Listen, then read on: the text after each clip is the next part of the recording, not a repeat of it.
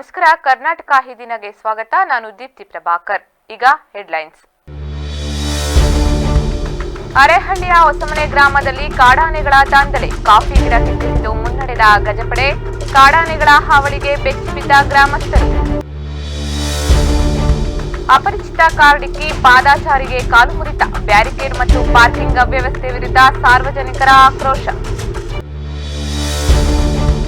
ಸಕಲೇಶಪುರದಲ್ಲಿ ಅದ್ದೂರಿ bike car race ಸ್ಪರ್ಧೆ. ರೋಚಕ ಕ್ಷಣಗಳಿಗೆ ಸಾಕ್ಷಿಯಾದ ಹಾನುಬಾಳು ಡರ್ಟ್ ರೇಸ್. ಯುವ ಕ್ರೀಡಾಪಟುಗಳಿಗೆ ಪ್ರೋತ್ಸಾಹ ನೀಡಿದ ಶಾಸಕ ಸಿಮೆಂಟ್ ಮಂಜು.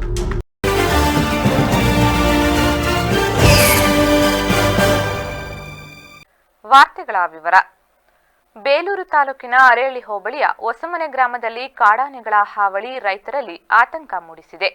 ಜಮೀನಿನಲ್ಲಿದ್ದ ಸೋಲಾರ್ ವಿದ್ಯುತ್ ತಂತಿ ಬೇಲಿಯನ್ನು ದಾಟಲು ಕಾಫಿ ಗಿಡಗಳನ್ನು ಕಿತ್ತಿಸಿದ ವಿಡಿಯೋ ವೈರಲ್ ಆಗಿದೆ. ಇಂದು ಬೆಳ್ಳಂಬೆಳಿಗ್ಗೆ ಸುಮಾರು 5 ಕಾಡಾನೆಗಳಿದ್ದ ಗುಂಪೊಂದು ಹೊಸಮನೆ ಗ್ರಾಮದ ಶ್ರೀನಿವಾಸ್ ಅವರಿಗೆ ಸೇರಿದ ಜಮೀನಿನಲ್ಲಿ ಕಾಣಿಸಿಕೊಂಡಿದ್ವು. ಪಕ್ಕದ ಜಮೀನಿಗೆ ತೆರಳಲು ಅಡ್ಡಿಯಾಗಿದ್ದ ಸೋಲಾರ್ ವಿದ್ಯುತ್ ತಂತಿ ಬೇಲಿಯನ್ನು ದಾಟಲು ಕಾಡಾನೆಗಳು ತಮ್ಮ ಚಾಣಾಕ್ಷತನ ಪ್ರದರ್ಶಿಸಿದ್ದು, ಜಮೀನಿನಲ್ಲಿದ್ದ ಸುಮಾರು 50ಕ್ಕೂ ಹೆಚ್ಚು ಕಾಫಿ ಗಿಡಗಳು ಹಾಗೂ ಇತರ ಸಣ್ಣ ಗಿಡ ಮರಗಳನ್ನು ಕಿತ್ತು ತಂತಿ ಬೇಲಿಯ ಮೇಲೆ ಹಾಕಿ ನಂತರ ಅದನ್ನು ದಾಟಿ ಮುಂದಕ್ಕೆ ಸಾಗಿವೆ. ಈ ದೃಶ್ಯವನ್ನು ಕಂಡ ರೈತರು ಮತ್ತು ಸ್ಥಳೀಯರು ಬೆಚ್ಚಿ ಬಿದ್ದಿದ್ದಾರೆ.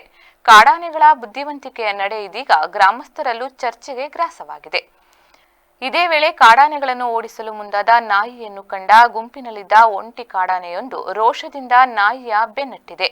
ಆದರೆ ಅದೃಷ್ಟವಶಾತ್ ಸೋಲಾರ್ ವಿದ್ಯುತ್ ತಂತಿಯ ರಕ್ಷಣೆಯಿಂದ ನಾಯಿ ಪ್ರಾಣಾಪಾಯದಿಂದ ಪಾರಾಗಿದೆ. ಈ ಘಟನೆ ಸ್ಥಳೀಯರ ಮೊಬೈಲ್ನಲ್ಲಿ ಸೆರೆಯಾಗಿದ್ದು, ವಿಡಿಯೋ ಸಾಮಾಜಿಕ ಜಾಲತಾಣದಲ್ಲಿ ಹರಿದಾಡುತ್ತಿದೆ. ಕಾಡಾನೆಗಳ ದಾಂಧಲೆಯಿಂದ ಭಯಗೊಂಡ ಗ್ರಾಮಸ್ಥರು ತಕ್ಷಣ ಅರಣ್ಯ ಇಲಾಖೆ ಅಧಿಕಾರಿಗಳಿಗೆ ಮಾಹಿತಿ ನೀಡಿದ್ದಾರೆ.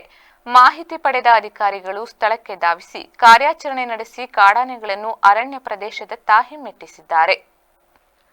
ಬೇಲೂರು ಪಟ್ಟಣದ ಚನ್ನಕೇಶವ ದೇಗುಲದ ಬಳಿ ಅವೈಜ್ಞಾನಿಕವಾಗಿ ಅಳವಡಿಸಿರುವ ಬ್ಯಾರಿಕೇಡ್ಗಳಿಂದ ವಾಹನ ಸವಾರರು ತೀವ್ರ ತೊಂದರೆ ಅನುಭವಿಸುತ್ತಿರುವ ನಡುವೆ ಇಂದು ಮುಂಜಾನೆ ನಡೆದ ಅಪಘಾತದಲ್ಲಿ ಪಾದಚಾರಿಯೊಬ್ಬರು ಗಂಭೀರವಾಗಿ ಗಾಯಗೊಂಡಿರುವ ಘಟನೆ ನಡೆದಿದೆ. ಚನ್ನಕೇಶವ ನಗರ ನಿವಾಸಿ ಸುರೇಶ್ ಅವರು ಇಂದು ಬೆಳಿಗ್ಗೆ ನಡೆದುಕೊಂಡು ಹೋಗುತ್ತಿದ್ದ ವೇಳೆ ಜೆಪಿ ನಗರದ ಕಡೆಗೆ ತೆರಳುತ್ತಿದ್ದ ಅಪರಿಚಿತ ಕಾರೊಂದು ಚಾಲಕನ ನಿರ್ಲಕ್ಷ್ಯದಿಂದ ಡಿಕ್ಕಿ ಹೊಡೆದಿದೆ. ಡಿಕ್ಕಿಯ ಪರಿಣಾಮ ಸುರೇಶ್ ಅವರ ಕಾಲಿಗೆ ಗಂಭೀರ ಗಾಯಗಳಾಗಿವೆ. ಘಟನೆ ನಡೆದ ತಕ್ಷಣ ಸ್ಥಳೀಯರು ಗಾಯಾಳುವಿನ ನೆರವಿಗೆ ಧಾವಿಸಿ ಅವರನ್ನು ಬೇಲೂರು ಸರ್ಕಾರಿ ಆಸ್ಪತ್ರೆಗೆ ದಾಖಲಿಸಿದ್ದಾರೆ. ಬಳಿಕ ವೈದ್ಯರ ಸಲಹೆ ಮೇರೆಗೆ ಹೆಚ್ಚಿನ ಚಿಕಿತ್ಸೆಗೆ ಜಿಲ್ಲಾ ಆಸ್ಪತ್ರೆಗೆ ರವಾನಿಸಲಾಯಿತು. ಸ್ಥಳೀಯ ನಿವಾಸಿಗಳು ದೇವಸ್ಥಾನದ ಸುತ್ತಮುತ್ತ ಅವೈಜ್ಞಾನಿಕವಾಗಿ ಬ್ಯಾರಿಕೇಡ್ಗಳನ್ನು ಅಳವಡಿಸಿರುವುದರಿಂದ ರಸ್ತೆ ಕಿರಿದಾಗಿ ವಾಹನ ಸಂಚಾರ ಅಸ್ತವ್ಯಸ್ತಗೊಂಡಿದೆ ಎಂದು ಆರೋಪಿಸಿದ್ದಾರೆ. ಪಾದಚಾರಿಗಳು ಸುರಕ್ಷಿತವಾಗಿ ಓಡಾಡಲು ಸಹ ಸಾಧ್ಯವಾಗದ ಪರಿಸ್ಥಿತಿ ನಿರ್ಮಾಣವಾಗಿದ್ದು, ಈ ರೀತಿಯ ಅವ್ಯವಸ್ಥೆ ಅಪಘಾತಗಳಿಗೆ ಕಾರಣವಾಗುತ್ತಿದೆ ಎಂದು ಆಕ್ರೋಶ ವ್ಯಕ್ತಪಡಿಸಿದ್ದಾರೆ. ಸ್ಥಳೀಯ ನಿವಾಸಿ ಗಾಂಧಿ ಮಾತನಾಡಿ, ದೇವಸ್ಥಾನದ ಸುತ್ತಮುತ್ತ ಉಂಟಾಗಿರುವ ಪಾರ್ಕಿಂಗ್ ಅವ್ಯವಸ್ಥೆ, ಅಧಿಕಾರಿಗಳ ನಿರ್ಲಕ್ಷ್ಯ ಹಾಗೂ ಅಪಘಾತ ಪ್ರಕರಣಗಳ ಬಗ್ಗೆ ತೀವ್ರ ಆಕ್ರೋಶ ವ್ಯಕ್ತಪಡಿಸಿದರು. ಇಲ್ಲಿ ಬೆಳಗ್ಗೆ ಒಂದು ಆಕ್ಸಿಡೆಂಟ್ ಆಯಿತು. ಇವರು ಬ್ಯಾರಿಕೇಟು ಈ ಮೇನ್ ರೋಡಿಗೆ ಹಾಕಂತಾರೆ. ಮೇನ್ ರೋಡಿಗೆ ಹಾಕೊಂಡಾಗ ವೆಹಿಕಲ್ಸ್ ಓಡಾಡೋಕ್ಕಾಗಲ್ಲ. ವೆಹಿಕಲ್ಸು ಅಂದರೆ ಬೆಳಗ್ಗೆ ಒಂದು ಆಕ್ಸಿಡೆಂಟ್ ಆಗಿ ಕಾಲು ಪೂರಾ ಮುರಿದೋಗಿದೆ, ಅವನಿಗೆ ಫ್ರ್ಯಾಕ್ಚರ್ ಆಗಿದೆ. ಆ ಕಾರಣವನು ಮತ್ತೆ ನೋಡಿದ್ರೂ ನೋಡ್ದಂಗೆ ಹೋಗಿದ್ದಾನೆ, ಸೈಡಿಗೆ ಎತ್ತೋಗಿದ್ದಾನೆ. ಯಾರು ದೇವಸ್ಥಾನ ಹೇಳಿದ್ರಂತೆ ಹೋಗಿ ನೀನು ತಪ್ಪಿಲ್ಲ ಅಂತವ. ಅವ್ನು ಬಡವ ಒಂಥರ ನ್ಯಾಯ ಆದರೆ ಶ್ರೀಮಂತರಿಗೆ ಒಂಥರ ನ್ಯಾಯ ಆಗ್ತಿದೆ. ದಯವಿಟ್ಟು ಹೇಳ್ತೀವಿ, ಜಿಲ್ಲಾ ಅಧಿಕಾರಿಗಳು ಪಾರ್ಕಿಂಗ್ನ ಹಿಂದ್ಗಡೆ ಮಾಡಿ ಅಂತ ಹೇಳ್ತಿದ್ದೀರಿ ಎಲ್ಲ.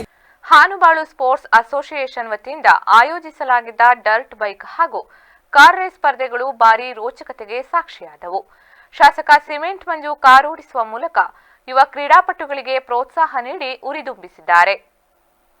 ಸಕಲೇಶಪುರ ತಾಲೂಕಿನ ಹಾನುಬಾಳು ಹೋಬಳಿಯ ವೆಂಕಟಹಳ್ಳಿ ಸಮೀಪ ಹಾನುಬಾಳು ಸ್ಪೋರ್ಟ್ಸ್ ಅಸೋಸಿಯೇಷನ್ ಆಶ್ರಯದಲ್ಲಿ ಆಯೋಜಿಸಲಾದ 2 ದಿನಗಳ ಬೈಕ್ ಹಾಗೂ ಕಾರ್ ರೇಸ್ ಸ್ಪರ್ಧೆಗೆ ಶನಿವಾರ ಅಧಿಕೃತವಾಗಿ ಚಾಲನೆ ನೀಡಲಾಯಿತು. ಪಶ್ಚಿಮ ಘಟ್ಟಗಳ ನೈಸರ್ಗಿಕ ಸೌಂದರ್ಯದ ನಡುವೆ ನಡೆದ ಈ ಸ್ಪರ್ಧೆ ವಾಹನ ಕ್ರೀಡಾಭಿಮಾನಿಗಳ ಗಮನ ಸೆಳೆಯಿತು. ಮೊದಲ ದಿನ 4 ಚಕ್ರದ ವಾಹನಗಳ ವಿವಿಧ ವಿಭಾಗಗಳ ಸ್ಪರ್ಧೆಗಳು ಜರುಗಿದವು. ಮಹಿಳೆಯರು ಹಾಗೂ ಪುರುಷರು 2 ವರ್ಗಗಳಿಗೂ ಅವಕಾಶ ಕಲ್ಪಿಸಲಾಗಿದ್ದು, ಕರ್ನಾಟಕ, ಕೇರಳ, ಮಹಾರಾಷ್ಟ್ರ ಸೇರಿದಂತೆ ವಿವಿಧ ರಾಜ್ಯಗಳಿಂದ ಆಗಮಿಸಿದ ರಾಷ್ಟ್ರಮಟ್ಟದ ಸ್ಪರ್ಧಿಗಳು ತಮ್ಮ ಚಾಲನಾ ಕೌಶಲ್ಯವನ್ನು ಪ್ರದರ್ಶಿಸಿದರು. ಸ್ಪರ್ಧೆಯ ಕುರಿತು ಮಾತನಾಡಿದ ಸಂಸ್ಥೆಯ ಗೌರವಾಧ್ಯಕ್ಷ ಕುರುಡಿ ವಿಕ್ರಮ್ ಗೌಡ, ಹಾನುಬಾಳು ಸ್ಪೋರ್ಟ್ಸ್ ಅಸೋಸಿಯೇಷನ್ ವತಿಯಿಂದ ಇದು 2ನೇ ವರ್ಷದ ಆಯೋಜನೆ. ವಿವಿಧ ಸಿಸಿ ವಿಭಾಗಗಳಲ್ಲಿ ಕಾರ್ ರೇಸ್ ನಡೆಯುತ್ತಿದೆ. ನಾಳೆ ಬೈಕ್ ರೇಸ್ ನಡೆಯಲಿದ್ದು, ದೇಶದ ವಿವಿಧ ಭಾಗಗಳಿಂದ ಖ್ಯಾತ ಬೈಕ್ ಸವಾರರು ಭಾಗವಹಿಸಲಿದ್ದಾರೆ. ಸ್ಥಳೀಯರಿಗಾಗಿ ವಿಶೇಷ ವಿಭಾಗವನ್ನು ಕಲ್ಪಿಸಲಾಗಿದೆ ಎಂದರು. ಇಲ್ಲಿ ಇವತ್ತು ಕಾರಲ್ಲಿ ಒಟ್ಟಿಗೆ ಒಂದು 7ರಿಂದ 8 ಕ್ಯಾಟಗರಿ ಇದೆ. ಈಗಾಗಲೇ ಒಂದು 2ನೇದು ಆಗೋಯ್ತು, ಇದು 2ನೇದು ನಡೀತಾ ಇದೆ. ಆಮೇಲೆ ಅದರಲ್ಲಿ 800cc 1000cc. ಆಯೋಜಕ ಅಚ್ಚರಡಿ ಪೂರ್ಣೇಶ್ ಮಾತನಾಡಿ, ಹಾನುಬಾಳು ಹೋಬಳಿಯ ಯುವಕರು ಹಾಗೂ ಸ್ನೇಹಿತರು ಒಗ್ಗಟ್ಟಿನಿಂದ ಈ ಕಾರ್ಯಕ್ರಮವನ್ನು ಆಯೋಜಿಸಿದ್ದಾರೆ. ಎಲ್ಲರ ಸಹಕಾರದಿಂದ ಸ್ಪರ್ಧೆ ಯಶಸ್ವಿಯಾಗಿ ನಡೆಯುತ್ತಿದೆ. ಮುಂದಿನ ವರ್ಷ ಇನ್ನಷ್ಟು ದೊಡ್ಡ ಮಟ್ಟದಲ್ಲಿ ನಡೆಸುವ ಉದ್ದೇಶವಿದೆ ಎಂದರು. ಅಚ್ಚನಹಳ್ಳಿ ನಮ್ಮದು ಹಾನುಬಾಳು ಹೋಬಳಿನೇ. ಇಲ್ಲಿ ನಾವು ಎಲ್ಲ ಫ್ರೆಂಡ್ಸು ಜೊತೆಗೂಡಿ ಒಂದು ಮಾಡಿರೋದರಿಂದ ತುಂಬ ಅಚ್ಚುಕಟ್ಟಾಗಿ ನಮಗೆಲ್ಲರೂ ಕೋಆಪರೇಷನ್ ಮಾಡ್ತಾ ಇದ್ದಾರೆ. ತುಂಬ ಅಚ್ಚುಕಟ್ಟಾಗಿ ನಡೆಯುತ್ತೆ. ಸೂರ್ಯನಗರದಲ್ಲಿ ಅಂತಾರಾಷ್ಟ್ರೀಯ ಗುಣಮಟ್ಟದ ಕ್ರೀಡಾಂಗಣ ನಿರ್ಮಾಣಕ್ಕೆ ಮುಂದಾಗುವ ಮೂಲಕ ಕ್ರೀಡೆ, ಪ್ರವಾಸೋದ್ಯಮ, ಉದ್ಯೋಗ ಸೃಷ್ಟಿ, ಆರ್ಥಿಕ ಬೆಳವಣಿಗೆ ಸೇರಿ ಸಮಗ್ರ ಅಭಿವೃದ್ಧಿಗೆ ನಾವು ಮುನ್ನುಡಿ ಬರೆದಿದ್ದೇವೆ ಎಂದು ಮುಖ್ಯಮಂತ್ರಿ ಸಿದ್ದರಾಮಯ್ಯ ತಿಳಿಸಿದ್ದಾರೆ. ವಸತಿ ಇಲಾಖೆ, ಕರ್ನಾಟಕ ಗೃಹ ಮಂಡಳಿ ಜಂಟಿಯಾಗಿ ಸೂರ್ಯಗ್ರಾಮದಲ್ಲಿ ಆಯೋಜಿಸಿದ್ದ ಅಂತಾರಾಷ್ಟ್ರೀಯ ಕ್ರಿಕೆಟ್ ಸ್ಟೇಡಿಯಂ ಶಂಕುಸ್ಥಾಪನೆ, ಮುಖ್ಯಮಂತ್ರಿಗಳ ನಮ್ಮ ಮನೆ ಯೋಜನೆಗೆ ಚಾಲನೆ, ಸೂರ್ಯ ಶೈನ್, ಸೂರ್ಯ ಡಿವೈನ್ ವಸತಿ ಸಮುಚ್ಚಯ ಕಾಮಗಾರಿಗಳ ಶಂಕುಸ್ಥಾಪನೆ, ವಸತಿ ಯೋಜನೆಗೆ ಭೂಮಿ ನೀಡಿದ ಭೂ ಮಾಲೀಕರಿಗೆ ಸಾಂಕೇತಿಕ ನಿವೇಶನ ಹಂಚಿಕೆ ಕಾರ್ಯಕ್ರಮಗಳನ್ನು ಉದ್ಘಾಟಿಸಿ ಮಾತನಾಡಿದರು. ಇಲ್ಲಿಯವರೆಗೂ ಕೇವಲ ವಸತಿ ನಿರ್ಮಾಣ ಮಾಡುತ್ತಿದ್ದ ವಸತಿ ಇಲಾಖೆ ಮತ್ತು ಕೆಎಚ್ಬಿ ಈಗ 80,000 ಆಸನ ವ್ಯವಸ್ಥೆಯ ಕ್ರೀಡಾಂಗಣ ನಿರ್ಮಾಣಕ್ಕೆ ಮುಂದಾಗಿರುವುದು ಪ್ರಗತಿಯ ದೂರದೃಷ್ಟಿಯಾಗಿದೆ. ಇದಕ್ಕಾಗಿ ಶಿವಲಿಂಗೇಗೌಡರು ಮತ್ತು ಜಮೀರ್ ಅಹಮದ್ ಅವರು ಅಭಿನಂದನಾರ್ಹರು ಎಂದು ಮೆಚ್ಚುಗೆ ವ್ಯಕ್ತಪಡಿಸಿದರು. ಖಾಲಿ ಇರುವ ಕೆಎಚ್ಬಿ ನಿವೇಶನಗಳ ಮಾರಾಟದಿಂದ ಕೆಎಚ್ಬಿಗೆ 20,000 ಕೋಟಿ ಆದಾಯ ಬರುವ ಅಂದಾಜಿದೆ. ನೆತ್ತಿ ಮೇಲೆ ಸೂರು ಇರಬೇಕು ಎನ್ನುವುದು ಪ್ರತಿಯೊಬ್ಬರ ಆಸೆ. ಈಗ ಭೂಮಿ ಬೆಲೆ ಹೆಚ್ಚುತ್ತಿರುವುದರಿಂದ ಬಡ ಮಧ್ಯಮ ವರ್ಗದವರಿಗೆ ಕೈಗೆಟುಕುವ ದರದಲ್ಲಿ ನಿವೇಶನಗಳನ್ನು ನಿರ್ಮಿಸಿ ಒದಗಿಸಲಾಗುವುದು ಎಂದರು. ಕರ್ನಾಟಕ ಗೃಹ ಮಂಡಳಿ ಇವುಗಳ ಸಂಯುಕ್ತಾಶ್ರಯದಲ್ಲಿ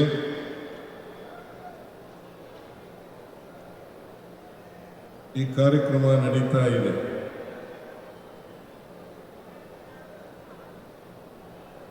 ಈ ಕಾರ್ಯಕ್ರಮವನ್ನು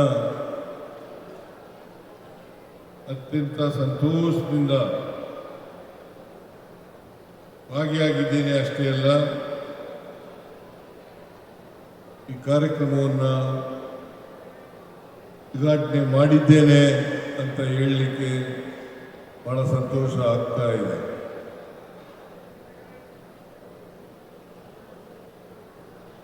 ಕಾರ್ಯಕ್ರಮದಲ್ಲಿ ಡಿಸಿಎಂ ಡಿಕೆ ಶಿವಕುಮಾರ್, ಗೃಹ ಸಚಿವ ಜಿ ಪರಮೇಶ್ವರ್, ವಸತಿ ಸಚಿವ ಜಮೀರ್ ಅಹಮದ್, ಕೆಎಚ್ಬಿ ಅಧ್ಯಕ್ಷ ಶಾಸಕ ಶಿವಲಿಂಗೇಗೌಡ, ಶಾಸಕ ಆನೆಕಲ್ಲು ಶಿವಣ್ಣ ಸೇರಿ ಹಲವು ಗಣ್ಯರು ಉಪಸ್ಥಿತರಿದ್ದರು.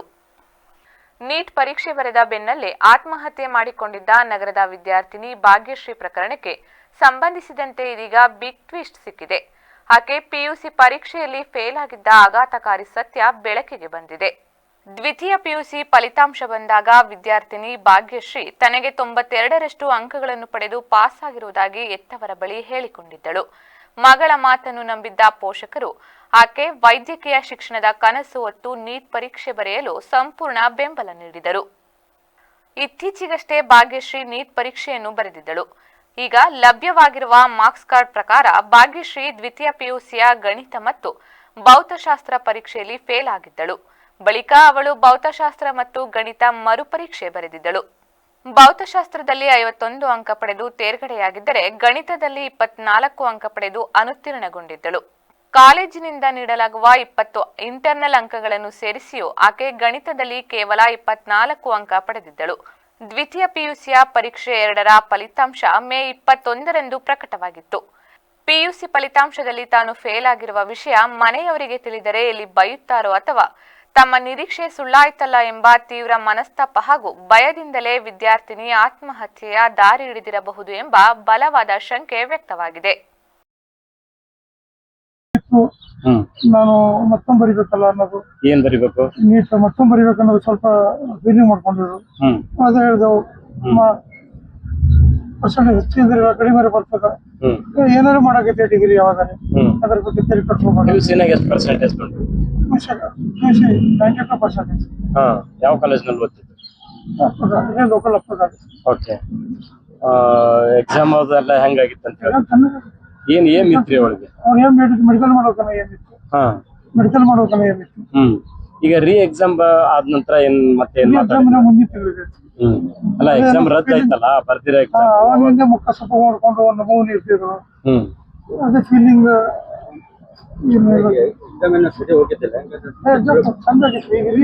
ಭಟ್ಕಳ ತಾಲೂಕಿನ ಆಳ್ವಿಕೂಡಿ ಸಮುದ್ರ ತೀರದಲ್ಲಿ ಮನ ಕಲಕುವ ದುರಂತ ಸಂಭವಿಸಿದೆ. ಕಪ್ಪೆ ಚಿಪ್ಪು ಸಂಗ್ರಹಿಸಲು ಸಮುದ್ರಕ್ಕೆ ಇಳಿದಿದ್ದ ಒಂದೇ ಕುಟುಂಬದ 8 ಮಂದಿ ದೈತ್ಯಾಲೆಗಳಿಗೆ ಕೊಚ್ಚಿ ಹೋಗಿ ಮೃತಪಟ್ಟಿದ್ದಾರೆ.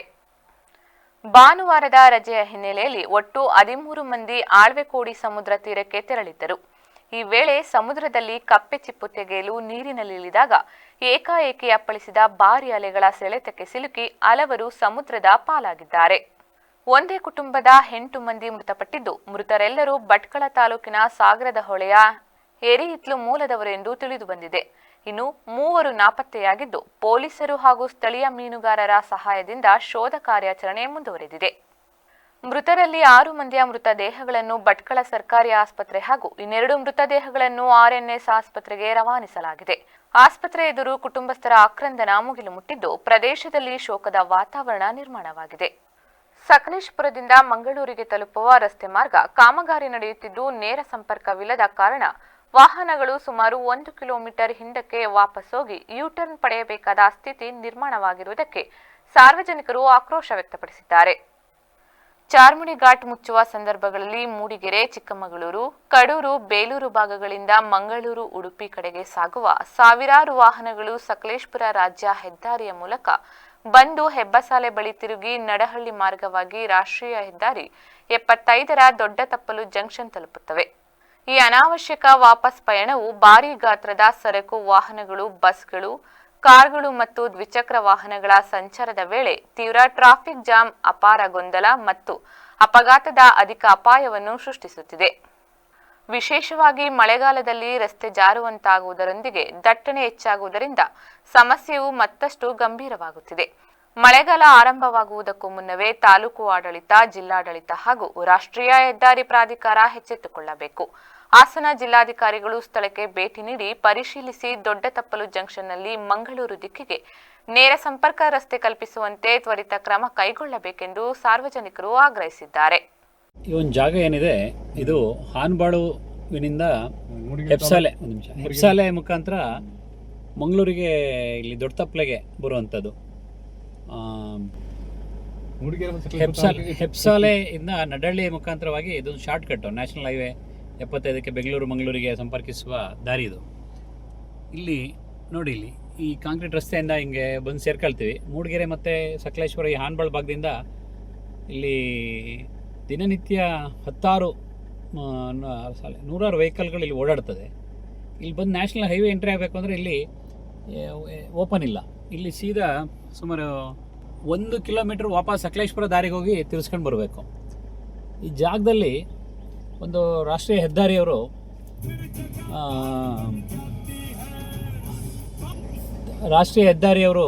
ಈ ವಿಚಾರದಲ್ಲಿ ಗಮನಹರಿಸಬೇಕು ಹಾಗೂ ತಾಲೂಕು ಆಡಳಿತ ಈ ವಿಚಾರದಲ್ಲಿ ಗಮನಹರಿಸಬೇಕು. ಚನ್ನರಾಯಪಟ್ಟಣ ತಾಲೂಕಿನಲ್ಲಿ ದಿನೇ ದಿನೇ ಹೆಚ್ಚುತ್ತಿರುವ ರಸ್ತೆ ಅಪಘಾತಗಳನ್ನು ತಡೆಯುವ ಸಲುವಾಗಿ ತಾಲೂಕು ಪೊಲೀಸ್ ಇಲಾಖೆ ವತಿಯಿಂದ ಉದಯಪುರ ರಾಷ್ಟ್ರೀಯ ಹೆದ್ದಾರಿಯಲ್ಲಿ ಏರಿಯಾ ಡಾಮಿನೇಷನ್ ಕಾರ್ಯಾಚರಣೆ ನಡೆಸಿ ವಾಹನ ಸವಾರರಲ್ಲಿ ಅರಿವು ಮೂಡಿಸಲಾಯಿತು. ದಂಡಿಗನಹಳ್ಳಿ ಹೋಬಳಿಯ ಉದಯಪುರ ರಾಷ್ಟ್ರೀಯ ಹೆದ್ದಾರಿಯಲ್ಲಿ ಅತಿ ಹೆಚ್ಚು ವಾಹನ ಸವಾರರು ಮದ್ಯ ಸೇವನೆ ಮಾಡಿ ವಾಹನ ಚಲಾಯಿಸುವುದು, ಹೆಲ್ಮೆಟ್ ಧರಿಸದೆ ದ್ವಿಚಕ್ರ ವಾಹನ ಓಡಿಸುವುದು, ಚಾಲನೆ ವೇಳೆ ಮೊಬೈಲ್ ಬಳಕೆ ಹಾಗೂ ಕಾರ್ ಚಾಲಕರು ಸೀಟ್ ಬೆಲ್ಟ್ ಧರಿಸದೇ ಇರುವುದು ಕಂಡುಬಂದಿದೆ. ಇಂತಹ ಬೇಜವಾಬ್ದಾರಿ ಸವಾರರನ್ನು ಪೊಲೀಸರು ತಡೆದು ಸ್ಥಳದಲ್ಲೇ ದೂರು ದಾಖಲಿಸಿಕೊಂಡು ದಂಡ ವಿಧಿಸಿದ್ದಾರೆ. ಜೊತೆಗೆ ಮದ್ಯಪಾನ ಮಾಡಿ ವಾಹನ ಚಲಾಯಿಸುವುದು ಕೇವಲ ನಿಮ್ಮ ಜೀವಕ್ಕೆ ಮಾತ್ರವಲ್ಲ, ರಸ್ತೆಯಲ್ಲಿ ಚಲಿಸುವ ಇತರರ ಜೀವಕ್ಕೂ ಕಂಟಕ. ದ್ವಿಚಕ್ರ ವಾಹನ ಸವಾರರು ಕಡ್ಡಾಯವಾಗಿ ಹೆಲ್ಮೆಟ್ ಧರಿಸಬೇಕು. 4 ಚಕ್ರದ ವಾಹನ ಚಾಲಕರು ಸೀಟ್ ಬೆಲ್ಟ್ ಧರಿಸಲೇಬೇಕು. ಯಾವುದೇ ಕಾರಣಕ್ಕೂ ಚಾಲನೆ ವೇಳೆ ಮೊಬೈಲ್ ಬಳಸಬೇಡಿ ಎಂದು ಪೊಲೀಸ್ ಅಧಿಕಾರಿಗಳು ವಾಹನ ಸವಾರರ ಸುರಕ್ಷತೆಯ ದೃಷ್ಟಿಯಿಂದ ಅರಿವು ಮೂಡಿಸಿದ್ದಾರೆ. ಈ ಕಾರ್ಯಾಚರಣೆಯಲ್ಲಿ ಚನ್ನರಾಯಪಟ್ಟಣ ಗ್ರಾಮಾಂತರ ಪೊಲೀಸ್ ನಿರೀಕ್ಷಕರಾದ ಕೆಇ ನಿರಂಜನ್ ಕುಮಾರ್, ಪಟ್ಟಣ ಪೊಲೀಸ್ ಠಾಣೆಯ ವೃತ್ತ ನಿರೀಕ್ಷಕ ರಘುಪತಿ ಭಟ್, ಗ್ರಾಮಾಂತರ ಪೊಲೀಸ್ ಉಪನಿರೀಕ್ಷಕ ಸಂತೋಷ್ ಕುಮಾರ್ ಸೇರಿದಂತೆ ಇಲಾಖೆಯ ಸಿಬ್ಬಂದಿಗಳು ಉಪಸ್ಥಿತರಿದ್ದರು. ಸಕಲೇಶಪುರ ತಾಲೂಕಿನ ತಡಕಲು ಮತ್ತು ಕೌಕೋಡಿ ಗ್ರಾಮಗಳಲ್ಲಿ ಬಿಜೆಪಿ ಸಂಘಟನೆಯ ಬಲ ಮತ್ತಷ್ಟು ವೃದ್ಧಿಯಾಗಿದ್ದು, ಅಲ್ಪಸಂಖ್ಯಾತರು ಹಾಗೂ ಪರಿಶಿಷ್ಟ ಜಾತಿಯ ಹಲವು ಮುಖಂಡರು ಕಾಂಗ್ರೆಸ್ ಪಕ್ಷ ತೊರೆದು ಅಧಿಕೃತವಾಗಿ ಬಿಜೆಪಿ ಪಕ್ಷಕ್ಕೆ ಸೇರ್ಪಡೆಯಾದರು. ಕೇಂದ್ರ ಸರ್ಕಾರದ ಜನಪರ ಯೋಜನೆಗಳು, ಪ್ರಧಾನಿ ನರೇಂದ್ರ ಮೋದಿ ಅವರ ನಾಯಕತ್ವ, ಬಿಜೆಪಿ ಸಂಘಟನೆಯ ಶಕ್ತಿ ಹಾಗೂ ಅಭಿವೃದ್ಧಿ ಪರ ಆಡಳಿತದಿಂದ ಪ್ರೇರಿತರಾಗಿ ಪಕ್ಷ ಸೇರ್ಪಡೆಯಾಗಿರುವುದಾಗಿ ಮುಖಂಡರು ತಿಳಿಸಿದರು. ದೇಶದ ವಿವಿಧ ರಾಜ್ಯಗಳಲ್ಲಿ, ವಿಶೇಷವಾಗಿ ಪಶ್ಚಿಮ ಬಂಗಾಳದಲ್ಲಿ ಬಿಜೆಪಿ ಸಾಧಿಸಿರುವ ಅಭೂತಪೂರ್ವ ಯಶಸ್ಸು ಮತ್ತು ಪಕ್ಷದ ಬೆಳವಣಿಗೆ ಜನರಲ್ಲಿ ಹೊಸ ವಿಶ್ವಾಸ ಮೂಡಿಸಿದೆ. ಕಾರ್ಯಕ್ರಮದಲ್ಲಿ ಮಾತನಾಡಿದ ಬಿಜೆಪಿ ಮುಖಂಡರು, ಬಿಜೆಪಿ ಸರ್ಕಾರದ ಅಭಿವೃದ್ಧಿ ಕಾರ್ಯಗಳು ಮತ್ತು ಸಾಮಾನ್ಯ ಜನರ ಪರ ಇರುವ ಆಡಳಿತವನ್ನು ಮೆಚ್ಚಿ ವಿವಿಧ ಸಮುದಾಯದ ಜನರು ಸ್ವಯಂ ಪ್ರೇರಿತವಾಗಿ ಪಕ್ಷಕ್ಕೆ ಸೇರ್ಪಡೆಯಾಗುತ್ತಿದ್ದಾರೆ. ಗ್ರಾಮೀಣ ಮಟ್ಟದಲ್ಲಿ ಬಿಜೆಪಿ ಸಂಘಟನೆ ದಿನದಿಂದ ದಿನಕ್ಕೆ ಬಲಿಷ್ಠವಾಗುತ್ತಿದೆ. ಯುವಕರು ಮತ್ತು ಸಮಾಜದ ಎಲ್ಲ ವರ್ಗದ ಜನರು ಪಕ್ಷದ ತತ್ವ ಸಿದ್ಧಾಂತಗಳನ್ನು ಬೆಂಬಲಿಸುತ್ತಿದ್ದಾರೆ ಎಂದರು. ಈ ಸಂದರ್ಭದಲ್ಲಿ ಸಕಲೇಶಪುರ ಮಂಡಲ ಬಿಜೆಪಿ ಅಧ್ಯಕ್ಷ ವಳಲಹಳ್ಳಿ ಅಶ್ವಥ್, ಎಸಳೂರು ಮಹಾಶಕ್ತಿ ಕೇಂದ್ರದ ಅಧ್ಯಕ್ಷ ನವೀನ್, ಎಸ್ಸಿ ಮೋರ್ಚಾ ಮಂಡಲ ಅಧ್ಯಕ್ಷ ಸ್ಟೀವನ್ ಪ್ರಕಾಶ್, ಪುಟ್ಟಸ್ವಾಮಿ ಗೌಡ್ರು, ದಿನೇಶ್ ಸೇರಿದಂತೆ ಹಲವು ಮುಖಂಡರು, ಕಾರ್ಯಕರ್ತರು ಹಾಗೂ ಗ್ರಾಮಸ್ಥರು ಉಪಸ್ಥಿತರಿದ್ದರು. ವಿವಿಧೋದ್ದೇಶ ಪ್ರಾಥಮಿಕ ಗ್ರಾಮೀಣ ಕೃಷಿ ಸಹಕಾರ ಸಂಘ ನೌಕರರ ಕ್ಷೇಮಾಭಿವೃದ್ಧಿ ಸಂಘದ 2025-26ನೇ ಸಾಲಿನ ಸರ್ವ ಸದಸ್ಯರ ವಾರ್ಷಿಕ ಮಹಾಸಭೆ ಚನ್ನಕೇಶವ ಸ್ವಾಮಿ ದಾಸೋಹ ಭವನದ ಸಭಾಂಗಣದಲ್ಲಿ ಯಶಸ್ವಿಯಾಗಿ ಜರುಗಿತು. ಸಭೆಯನ್ನು ಉದ್ಘಾಟಿಸಿ ಮಾತನಾಡಿದ ಸಹಕಾರ ಸಂಘಗಳ ಬ್ಯಾಂಕುಗಳ ಕ್ಷೇಮಾಭಿವೃದ್ಧಿ ಮಹಾಮಂಡಳಿಯ ರಾಜ್ಯಾಧ್ಯಕ್ಷ ಡಿಎಸ್ ಬಡಗಿಗೌಡ ಅವರು, ಸಂಘಟನೆ ಬಲಿಷ್ಠವಾದಾಗ ಮಾತ್ರ ನೌಕರರ ಹಕ್ಕುಗಳನ್ನು ಸಾಧಿಸಲು ಸಾಧ್ಯವಾಗುತ್ತದೆ. ಮುಖ್ಯಮಂತ್ರಿ ಸಿದ್ದರಾಮಯ್ಯ ಹಾಗೂ ಸಚಿವ ಕೆಎನ್ ರಾಜಣ್ಣ ಅವರ ನಿರಂತರ ಪ್ರಯತ್ನದ ಫಲವಾಗಿ ಈ ನಿಯಮ ಜಾರಿಯಾಗಿದೆ. ಈ ನಿಯಮ ಜಾರಿಗೆ ಹಲವು ಹಂತಗಳಲ್ಲಿ ನಡೆದ ಹೋರಾಟ ಹಾಗೂ ಸರ್ಕಾರದ ಮಟ್ಟದ ಚರ್ಚೆಗಳು ಕುರಿತು ವಿವರಿಸಿದರು. ನಿಯಮ ಜಾರಿಯಾದ ಬಳಿಕ ಕೆಲವರು ನ್ಯಾಯಾಲಯದಲ್ಲಿ ಪ್ರಶ್ನಿಸಿದ್ದರಿಂದ ಪ್ರಕರಣಗಳು ಹೈಕೋರ್ಟ್ ಮತ್ತು ಜಿಲ್ಲಾ ನ್ಯಾಯಾಲಯಗಳಲ್ಲಿ ವಿಚಾರಣೆಯಲ್ಲಿವೆ. ಮುಂದಿನ ಜೂನ್ 17ರಂದು ಮತ್ತೊಂದು ವಿಚಾರಣೆ ನಿಗದಿಯಾಗಿದ್ದು, ಬಳಿಕ ಬೈಲಾ ರೂಪುರೇಷೆಗಳನ್ನು ಸಿದ್ಧಪಡಿಸಿ ನಿಯಮವನ್ನು ಪರಿಣಾಮಕಾರಿಯಾಗಿ ಜಾರಿಗೆ ತರಲು ಮಹಾಮಂಡಳವು ಶ್ರಮಿಸುತ್ತಿದೆ ಎಂದರು. ಒಂದು ಭಾವನೆ ನಮ್ಮಲ್ಲಿ ನೌಕರರಲ್ಲಿ ಬರಬಾರದು ಅನ್ನೋದು ಒಂದು ಕಿಚ್ಚು. ಸರಿ, ನಾನು ರಾಜ್ಯ ಮಟ್ಟದ ಮೀಟಿಂಗ್ ಹೋದಾಗ ಒಂದು 2-3 ಘಟನೆ ಯಾರಿಗೆ ನೌಕರರಿಗೆ ತೊಂದರೆ ಆಗಿದೆ ಅಂತ ಇವರಿಗೆ ಕೊಟ್ಟಿದ್ದನ್ನ RCS ಮೂಲಕ, DR, JR ಮೂಲಕ ಇವರು ಹ್ಯಾಂಡಲ್ ಮಾಡಿದ್ದನ್ನ ನಾನು ನೋಡ್ತೇನೆ. ಯಾಕೆ ಅಂತಂದ್ರೆ ಕಣ್ಣಾರೆ ನೋಡಿದೆ ಅವ್ರಿಗೇನು ಸಮಸ್ಯೆ. ಸಭೆ ಮಾಡೋದು ನಾವು 3ನೇ ಸಲ ಕ್ಷೇಮಾಭಿವೃದ್ಧಿ ಮಹಾಮಂಡಲದ ವತಿಯಿಂದ ಮಾಡೋದು 3ನೇ ಸಲ. ನಡಕ್ಕೆ ಬಹಳ ಗ್ಯಾಪ್ ಇದೆ, 5-6 ವರ್ಷಕ್ಕೆ 10 ವರ್ಷಕ್ಕೆ ಗ್ಯಾಪ್ ಇದೆ. ಈಗ ನಿರಂತರವಾಗಿ ಸಂಘಟನೆ ಪ್ರತಿನಿತ್ಯ ಎಲೆಮರೆ ಕಾಯ ಹಾಗೆ ತನ್ನ ಕಾರ್ಯಚಟುವಟಿಕೆ ದಿನನಿತ್ಯ ನಡೆಸ್ತಾ ಇದೆ. ಆದ್ರೆ ಸಂಘಟನೆಯ ಕೊರತೆಯಿಂದ ಸಭೆಯಲ್ಲಿ ವ್ಯವಸ್ಥಾಪಕ ನಿರ್ದೇಶಕ ಪ್ರಭಾಕರ್, ಸಂಘದ ಅಧ್ಯಕ್ಷ ಕೆಪಿ ಜಗದೀಶ್, ಖಜಾಂಚಿ ಚರಣ್, ನಿರ್ದೇಶಕರಾದ ಶಿವಕುಮಾರ್, ಜ್ಯೋತಿ ಸೇರಿದಂತೆ ಅನೇಕರು ಉಪಸ್ಥಿತರಿದ್ದರು. ಅರಕಲಗೂಡು ಪಟ್ಟಣದಲ್ಲಿನ ಸಾರ್ವಜನಿಕ ಆಸ್ಪತ್ರೆಯಲ್ಲಿ 100 ಹಾಸಿಗೆ ಐಸಿಯು ಹಾಗೂ ಕಿಡ್ನಿ ವೈಫಲ್ಯದವರಿಗೆ ಚಿಕಿತ್ಸೆ ನೀಡುವ ಸೌಲಭ್ಯಗಳಿದ್ದರೂ ವೈದ್ಯರ ಹೊಂದಾಣಿಕೆ ಕೊರತೆಯಿಂದ ರೋಗಿಗಳಿಗೆ ಸಮರ್ಪಕ ಆರೋಗ್ಯ ಸೇವೆ ದೊರೆಯುತ್ತಿಲ್ಲ ಎಂದು ಶಾಸಕ ಎ ಮಂಜು ಅಸಮಾಧಾನ ವ್ಯಕ್ತಪಡಿಸಿದ್ದಾರೆ.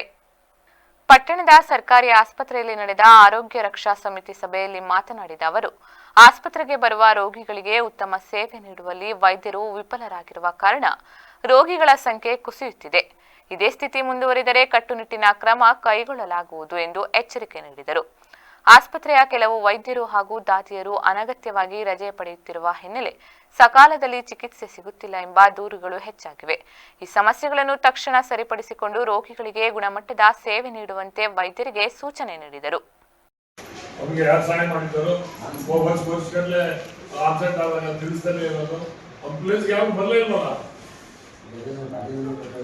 ಓದ್ ಹೋಯ್ತನ್ರಿ ಅವನೋದು ಇನ್ನೊಬ್ಬ ಬರ್ತಾನೆ ಅವನೇ ಇರ್ಬೇಕು ಅದು ರೂಲ್ಸ್. ಅದಾದ್ಮೇಲೆ ಅವ್ನ ಇಷ್ಟ ಕೌನ್ಸಿಲಿಂಗ್ ಅಲ್ಲಿ ತಗೋಬೇಕಂತ ಮನಸ್ಸು ಮಾಡಿದ್ರೆ ನಿನ್ನೂ ಕೇಳಲ್ಲ ನನ್ನೂ ಕೇಳಲ್ಲ. ಅವ್ನು ಬರ್ತಾನೆ ಆಸ್ಪತ್ರೆ ಚೆನ್ನಾಗಿ ನಡೆದ್ರೆ ಅವ್ನು ಖುಷಿಯಾಗಿ ನಡ್ಸ್ಕೊತಾರೆ ಬರ್ತಾರೆ. ಅವ್ರ ಮೇಲೆ ದ್ವೇಷ ಸಾಧಿಸಿ ಸರಿಯಾಗಿಲ್ಲ ಅಂದ್ರೆ ಯಾರು ತಗೋತಾರೆ ಕೌನ್ಸಿಲಿಂಗ್ ಆಸ್ಪತ್ರೆಗೆ? Nobody will come. ಹಾಸ್ಪಿಟ್ಲೆ ಚೆನ್ನಾಗಿದೆ, ಅಲ್ಲಿ ಪೇಷಂಟ್ಸ್ಗಳಿದ್ದಾರೆ, ನಾವು ಹೋಗ್ಬೇಕು ಅಂತ ಭಾವನೆ ಬಂದ್ರೆ ಅವ್ನು ಬರೋದು ಇಲ್ಲಿಗೆ, ಇದು ಅವರೇ ಬರ್ತಾನೆ. Nobody will come. ಸಭೆಯಲ್ಲಿ ಸಾರ್ವಜನಿಕ ಆಸ್ಪತ್ರೆಯ ಆಡಳಿತ ವೈದ್ಯಾಧಿಕಾರಿ ಡಾಕ್ಟರ್ ಸ್ವಾಮಿಗೌಡ, ಆರೋಗ್ಯ ಸಮಿತಿ ಉಪಾಧ್ಯಕ್ಷ ಎಂಎಂ ರಘು, ಸದಸ್ಯರಾದ ಗಣೇಶ್ ಶೆಟ್ಟಿ, ಜಬಿಹುಲ್ಲಾ ಹಾಗೂ ಬಾಣದಹಳ್ಳಿ ಗಣೇಶ್ ಉಪಸ್ಥಿತರಿದ್ದರು. ಶ್ರೀ ಕ್ಷೇತ್ರ ಧರ್ಮಸ್ಥಳ ಗ್ರಾಮಾಭಿವೃದ್ಧಿ ಯೋಜನೆ ಸಮಾಜಮುಖಿ ಸೇವೆಗಳ ಮೂಲಕ ರಾಜ್ಯಕ್ಕೆ ಮಾದರಿಯಾಗಿದೆ. ಈ ಸಂಸ್ಥೆ ಪರಿಣಾಮಕಾರಿಯಾಗಿ ಕೆಲಸ ನಿರ್ವಹಿಸುತ್ತಿದೆ ಎಂದು ಶಾಸಕ ಸಿಮೆಂಟ್ ಮಂಜು ತಿಳಿಸಿದ್ದಾರೆ.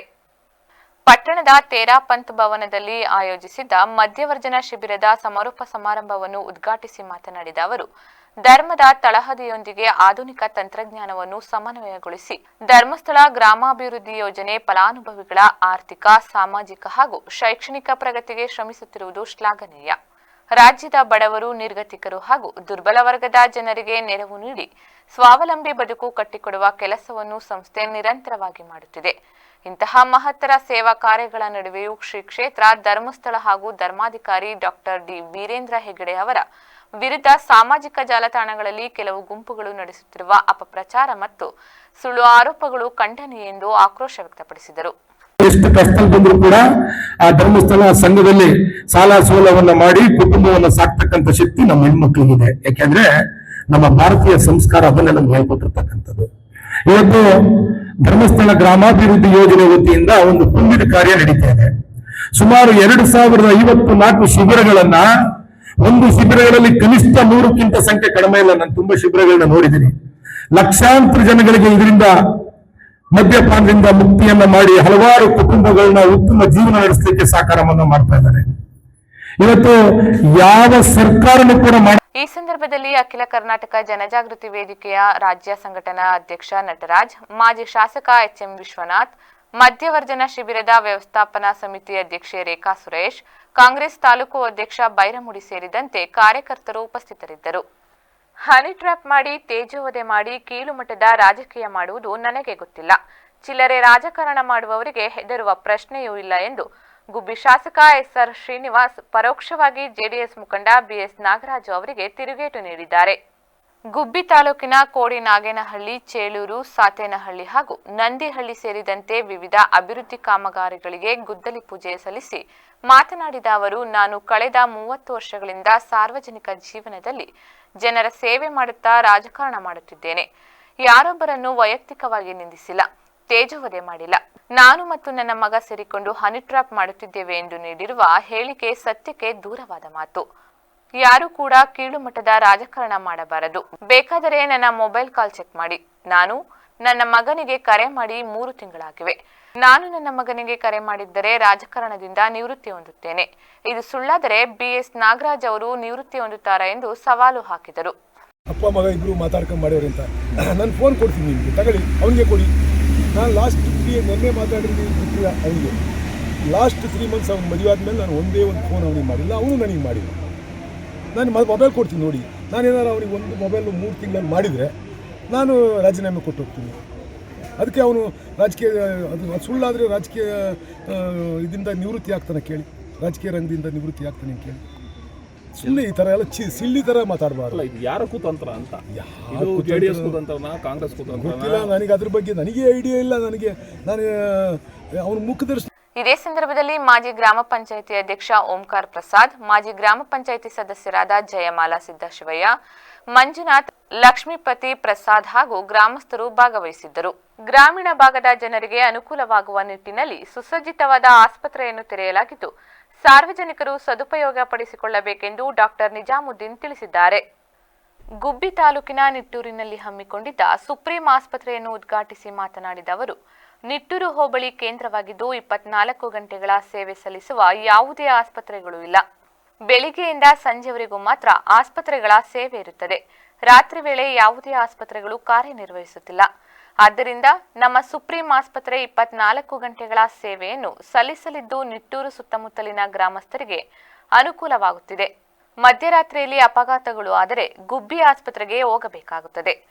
ನಿಟ್ಟೂರಿನಲ್ಲಿ ಆಸ್ಪತ್ರೆ ಇರುವುದರಿಂದ ಗ್ರಾಮಸ್ಥರು ಇದರ ಸದುಪಯೋಗ ಪಡೆದುಕೊಳ್ಳುವಂತೆ ಮಾಹಿತಿ ನೀಡಿದರು. ಎಲ್ಲರಿಗೂ ನಮಸ್ಕಾರ. ನಾನು ನಿಜಾಮುದ್ದೀನ್ ಅಂತ. ಈ ಗುಬ್ಬಿ ತಾಲೂಕು ನಿಟ್ಟೂರು ಹುಬ್ಬಳ್ಳಿಯಲ್ಲಿ ನಮ್ಮ ಸುಪ್ರೀಂ ಹಾಸ್ಪಿಟಲ್ ಅಂತ ಓಪನ್ ಮಾಡಿದ್ದೀವಿ. ಇವತ್ತು ಪ್ರಾರಂಭೋತ್ಸವ ಮಾಡಿದ್ದೀವಿ. ಇಲ್ಲಿ ಗ್ರಾಮಾಂತರ ಪ್ರದೇಶದ ಜನಗಳಿಗೆ ಎಲ್ಲರಿಗೂ ಅನುಕೂಲವಾಗಲಿ ಅಂತಿದ್ದೇನೆ. 24/7 ರಾತ್ರಿ ಇಲ್ಲಿ ಡಾಕ್ಟರ್ಗಳು ಅವೈಲಬಿಲಿಟಿ ಇರ್ತಾರೆ. ಜನಗಳಿಗೆ ಸೌಕರ್ಯ ಆಗಲಿ, ಎಲ್ಲ ತಪಾಸಣೆ ಆಗುತ್ತೆ. ನಮ್ಮಲ್ಲಿ ಲ್ಯಾಬ್ ಇದೆ. ಇದೇ ಸಂದರ್ಭದಲ್ಲಿ ಮುಖಂಡರಾದ ಮಹಮ್ಮದ್ ಹಮ್ಜಾ, ಮಹಮ್ಮದ್ ಗೌಸ್ ಅಲ್ಮಸ್, ಸುನೀಲ್ ಸೇರಿದಂತೆ ಗ್ರಾಮಸ್ಥರು ಭಾಗವಹಿಸಿದ್ದರು. ಪೌರಕಾರ್ಮಿಕ ಸಮುದಾಯದಿಂದ ಬಂದು ಸಾಹಿತ್ಯ ಲೋಕದಲ್ಲಿ ಗುರುತಿಸಿಕೊಂಡಿರುವ ಶಂಕರ್ ಸಿ ಅಂಕನಶೆಟ್ಟಿಪುರ ಅವರು ಸಾಮಾಜಿಕ ಜಾಗೃತಿ ಮೂಡಿಸುವುದರ ಜೊತೆಗೆ ಜವಾಬ್ದಾರಿಯುತವಾದ ಸಾಹಿತಿಯಾಗಿದ್ದಾರೆ ಎಂದು ಸಮಾಜ ಕಲ್ಯಾಣ ಇಲಾಖೆ ಸಚಿವ ಡಾಕ್ಟರ್ ಎಚ್.ಸಿ. ಮಹದೇವಪ್ಪ ತಿಳಿಸಿದ್ದಾರೆ.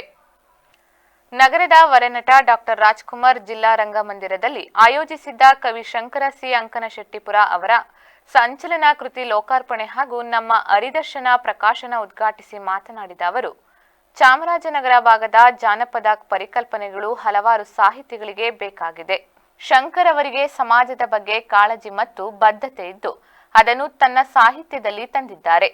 ಸಂವಿಧಾನ ಮತ್ತು ಪ್ರಜಾಪ್ರಭುತ್ವ ವ್ಯವಸ್ಥೆ ಗಟ್ಟಿಯಾಗಲು ಸಾಹಿತ್ಯವು ಸಹಕಾರಿಯಾಗಬೇಕು. ಪ್ರಸ್ತುತ ಸಂದರ್ಭದಲ್ಲಿ ಸಂವಿಧಾನ ಅಪಾಯದಲ್ಲಿದ್ದು ಕುವೆಂಪು ಅವರಂತಹ ವೈಚಾರಿಕತೆ ಮತ್ತು ವೈಜ್ಞಾನಿಕ ಚಿಂತನೆಗಳನ್ನು ನಾವೆಲ್ಲರೂ ಅಧ್ಯಯನ ಮಾಡಬೇಕಿದೆ ಎಂದರು. ನರಸೀಪುರ ನಳಂದ ವಿಶ್ವವಿದ್ಯಾಲಯದ ಬೋಧಿರತ್ನ ಬಂತೇಜಿ ಸಾನ್ನಿಧ್ಯ ವಹಿಸಿ ಆಶೀರ್ವಚನ ನೀಡಿದರು. ಅಲೈನ್ಮೆಂಟ್ ನಾವು ಗುರುತಿಸಿದ್ದೀವಿ, ಅದು ಸರಿ ಇದೆಯಾ ಅಥವಾ ಅದಕ್ಕೆ ಇನ್ಯಾವ ರೀತಿಯಾದ ಒಂದು ಭಯ ಎಲ್ಲ ಅಂದರೆ ಬರ್ತಕ್ಕಂಥ ನೀರು ಆ ಭಾಗಕ್ಕೆ ಸರಿ ಹೋಗುತ್ತೆ ಅನ್ನೋದ್ರ ಬಗ್ಗೆ ಒಂದು ಸಂಪೂರ್ಣವಾಗಿ ಒಂದು ಮಾಹಿತಿಯನ್ನು ಜೊತೆಲಿಟ್ಕೊಂಡು ಮತ್ತು ಈ ಭಾಗದ ರೈತರಿಗೆ ಯಾವ ರೀತಿ ಅನುಕೂಲ ಆಗುತ್ತೆ ಅನ್ನೋದನ್ನೆಲ್ಲನೂ ಒಳಗೊಂಡು ಇವತ್ತು ಆ ಒಂದು ಅಲೈನ್ಮೆಂಟನ್ನು ನಾವು ವೀಕ್ಷಣೆ ಮಾಡಿ ಬಹುಶಃ ನಮಗಂತೂ ಈಗ ಸಮಾಧಾನ ತಂದಿದೆ. ಈಗ ಬಜೆಟ್ನಲ್ಲಿ ಹೊನ್ನೂರು ವಿಧಾನಸಭಾ ಕ್ಷೇತ್ರಕ್ಕೆ 490 ಕೋಟಿ ಅಂದಾಜು ವೆಚ್ಚದ ಒಂದು ನೀರು ಕೆರೆಗಳನ್ನು ತುಂಬಿಸುವ ಯೋಜನೆಯನ್ನು ಯೋಜಿಸಲಾಗಿತ್ತು. ಆ ಯೋಜನೆಗೆ ಈಗಾಗಲೇ ನಾವು ವಿಸ್ತೃತವಾದ ಸಮಾಲೋಚನಾ ವರದಿಯನ್ನು ತಯಾರಿಸಿ ಸರ್ಕಾರಕ್ಕೆ ಸಲ್ಲಿಸಿದ್ದೇವೆ. ಅದು ಅನುಮೋದನೆಯ ಹಂತದಲ್ಲಿದೆ. ನಂತರ ನಾವು ಸಮಾನಾಂತರವಾಗಿ ಲಿಫ್ಟಿಂಗ್ ಪಾಯಿಂಟಿಂದ ಹಿಡಿದು ಎಲ್ಲೆಲ್ಲಿ ನಾವು ಕೆರೆ ತುಂಬ್ತೀವೋ ಅಲ್ಲಿ ತನಕನೂ ಅಲೈನ್ಮೆಂಟನ್ನು. ಕಾರ್ಯಕ್ರಮದಲ್ಲಿ ರೇಷ್ಮೆ ಕೃಷಿ ನಿರ್ದೇಶಕಿ ಸಿಟಿ ಶಿಲ್ಪನಾಗ್, ಮಾಜಿ ಮಹಾಪೌರ ಎಂ ನಾರಾಯಣ ಸೇರಿದಂತೆ ಇತರರು ಹಾಜರಿದ್ದರು. ಭಟ್ಕಳ ಪಟ್ಟಣದ ಮೂರಿನಕಟ್ಟೆ ಪ್ರದೇಶದಲ್ಲಿ ಕಟ್ಟೆ ನಿರ್ಮಾಣ ಮಾಡುವ ವಿಚಾರವಾಗಿ 2 ಜನಾಂಗಗಳ ನಡುವೆ ತೀವ್ರ ಭಿನ್ನಾಭಿಪ್ರಾಯ ಮೂಡಿದ್ದು ಸ್ಥಳದಲ್ಲಿ ಉದ್ವಿಗ್ನ ವಾತಾವರಣ ನಿರ್ಮಾಣವಾಗಿದೆ. ಭಟ್ಕಳ ಪಟ್ಟಣದ ಮೂರಿನಕಟ್ಟೆ ಪ್ರದೇಶದಲ್ಲಿ ಹಿಂದೂ ಸಂಘಟನೆಯ ಕಾರ್ಯಕರ್ತರು ಹಾಗೂ ಕಾರ್ಗದೆ ಭಾಗದ ಸ್ಥಳೀಯರು ಸೇರಿ ಮೂರಿನಕಟ್ಟೆಯನ್ನು ನಿರ್ಮಿಸುತ್ತಿದ್ದಾರೆ. ಆದರೆ ಈ ನಿರ್ಮಾಣ ಕಾರ್ಯಕ್ಕೆ ಮುಸ್ಲಿಂ ತಜೀಮ್ ಸಂಘಟನೆ ತೀವ್ರ ವಿರೋಧ ವ್ಯಕ್ತಪಡಿಸಿದೆ. ಈ ಕಟ್ಟೆಯನ್ನು ತಕ್ಷಣವೇ ತೆರವುಗೊಳಿಸಬೇಕೆಂದು ಸಂಘಟನೆಯ ಪ್ರಮುಖರು ಸ್ಥಳೀಯ ಆಡಳಿತವನ್ನು ಒತ್ತಾಯಿಸಿದ್ದಾರೆ. ವಿಷಯ ತಿಳಿಯುತ್ತಿದ್ದಂತೆ ತಹಶೀಲ್ದಾರ್ ನಾಗೇಂದ್ರ ಕೋಳಶೆಟ್ಟಿ ಅವರು ಸ್ಥಳಕ್ಕೆ ಭೇಟಿ ನೀಡಿ ಪರಿಶೀಲನೆ ನಡೆಸಿ ಕಾನೂನು ಸುವ್ಯವಸ್ಥೆಯ ಕಾಪಾಡಲು ಅಧಿಕಾರಿಗಳಿಗೆ ಸೂಚನೆ ನೀಡಿದ್ದಾರೆ. ಈ ಬಾರಿಯ ಬಜೆಟ್ನಲ್ಲಿ ಮುಖ್ಯಮಂತ್ರಿ ಸಿದ್ದರಾಮಯ್ಯ ಅವರು ಹನೂರು ತಾಲೂಕಿನ ಉಡುತೊರೆ ಜಲಾಶಯ ಯೋಜನೆಗೆ 490 ಕೋಟಿ ರು ಅನುದಾನ ನೀಡಿದ್ದು ಇನ್ನು 1.5 ತಿಂಗಳ ಅವಧಿಯಲ್ಲಿ ಕಾಮಗಾರಿ ಪ್ರಾರಂಭಕ್ಕೆ ಟೆಂಡರ್ ಕರೆಯಲಾಗುವುದು ಎಂದು ಶಾಸಕ ಮಂಜುನಾಥ್ ತಿಳಿಸಿದ್ದಾರೆ.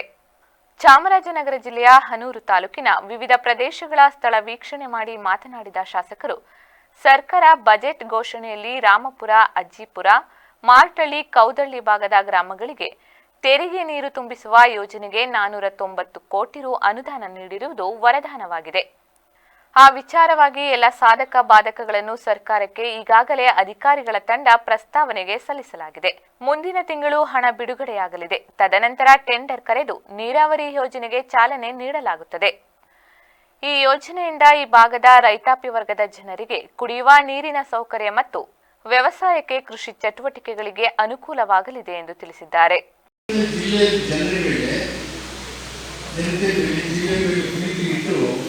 ಪುಸ್ತಕ ಬಿಡುಗಡೆ ಕಾರ್ಯಕ್ರಮಕ್ಕೆ ಕಾರಣ ಏನಂದರೆ ಒಂದು ಒಂದು ಜಿಲ್ಲೆಯ ಮೇಲೆ ಅಭಿಮಾನ ಇರೋದಕ್ಕೆ